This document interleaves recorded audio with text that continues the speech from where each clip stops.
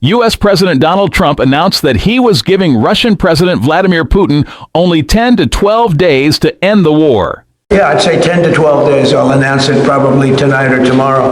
But there's no reason to wait. If you know what the answer is going to be, why wait? And it would be sanctions and maybe tariffs, secondary tariffs. You know what a secondary tariff is. Trump warned that if no concrete steps were taken to end the war within this time frame, Russia and its energy exporters would face 100% tariffs and severe sanctions. He also noted that the U.S. was prepared to increase oil production to prevent any market fluctuations.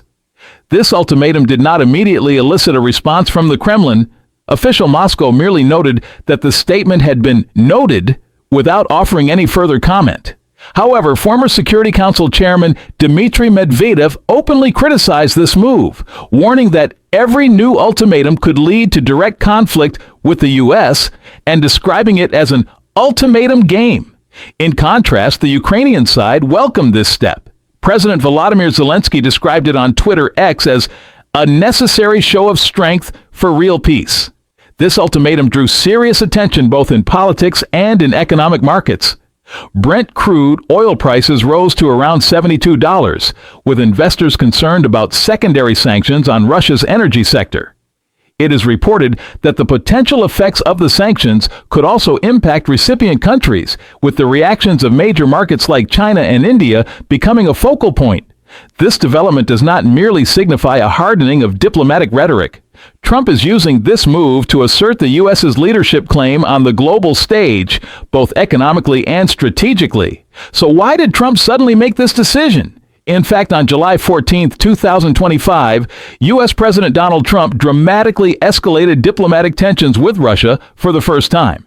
He gave Russian President Vladimir Putin a 50-day ultimatum to stop the war in Ukraine.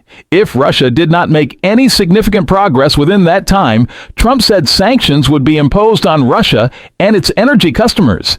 This initial time frame was presented as a diplomatic tool for the lasting peace proposed at the beginning of the war.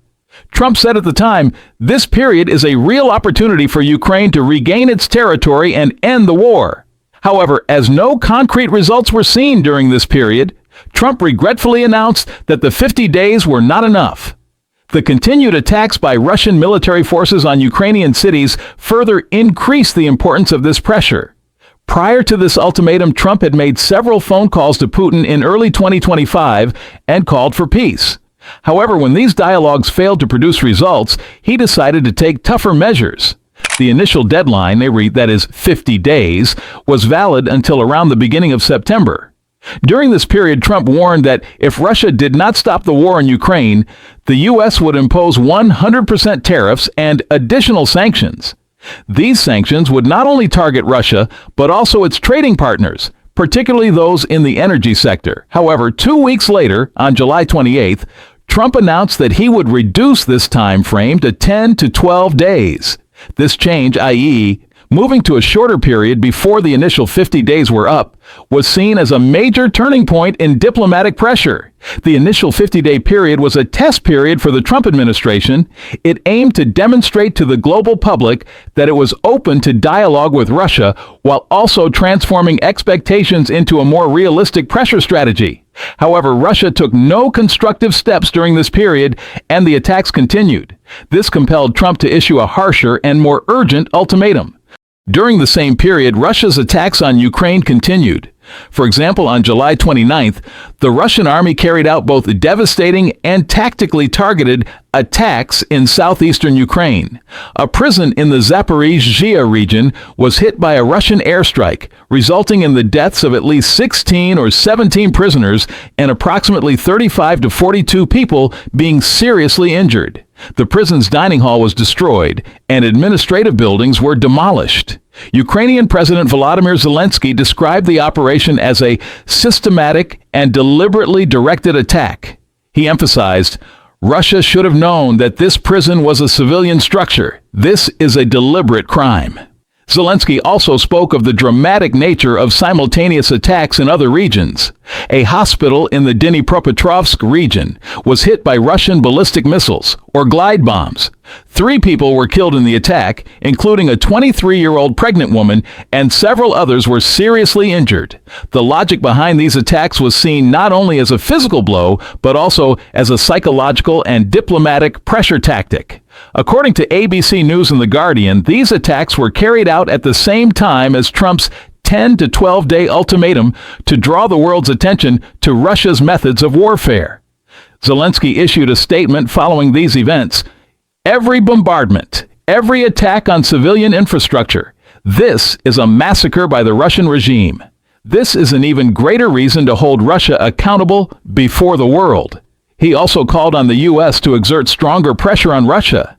These attacks were not only tragic, but also created a clear, dramatic backdrop for the situation. They amplified the echoes of Trump's ultimatum and shook Russia's temporary diplomatic initiatives. This was significant in terms of using the depths of the war as leverage in international pressure channels.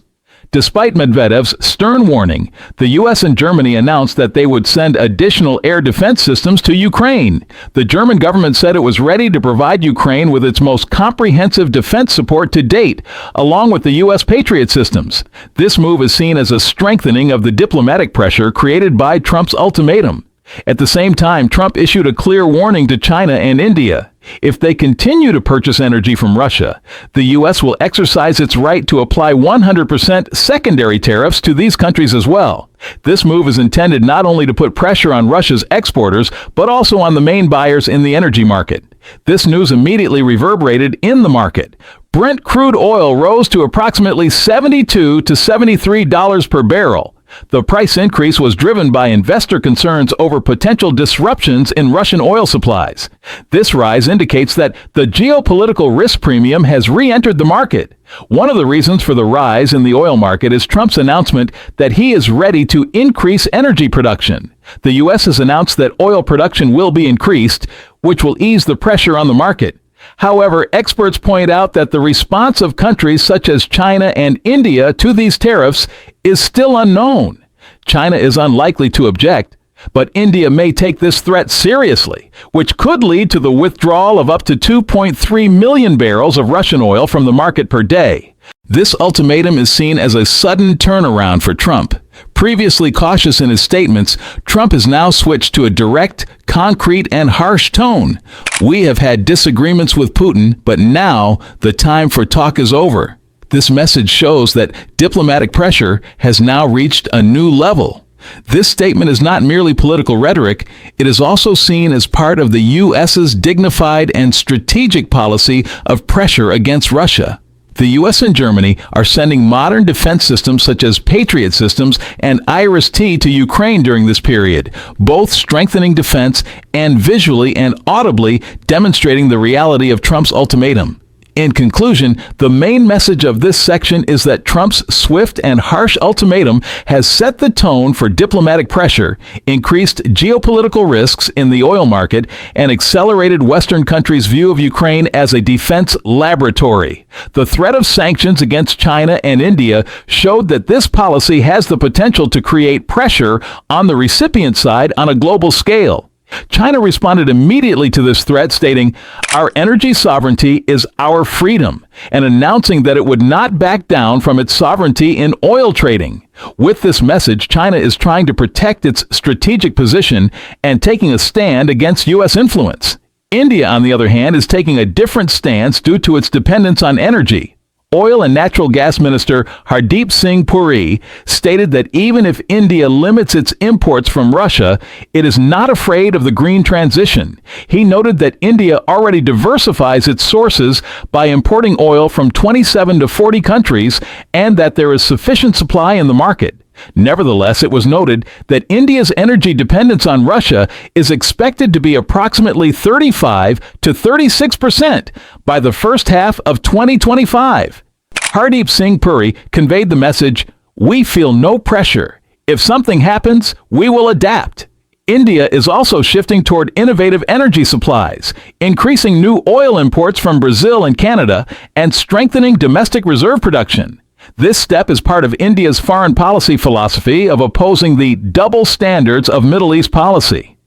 The Indian government highlighted the injustice of this position, noting that Europe continues to purchase energy from Russia. This scenario immediately resonated in the market. Brent oil prices rose by up to 3.5%, approaching the $72 to $73 level. In summary, the potential responses from China and India are as follows. China, defending its energy sovereignty by challenging U.S. pressure, indicating that it may accept sanctions but will not back down from its position. India, recognizing energy security as a national priority by diversifying the market and implementing a policy focused on alternative suppliers, also striving to minimize U.S. threats within the framework of its overall export policy. In addition, India's alternative export opportunities in the global energy market may bring new agile platforms in energy diplomacy to the fore. China, on the other hand, has defined its energy independence with a strong message on the diplomatic front. Thus, we can conclude that Trump is determined to end the war between Russia and Ukraine. What do you think about this?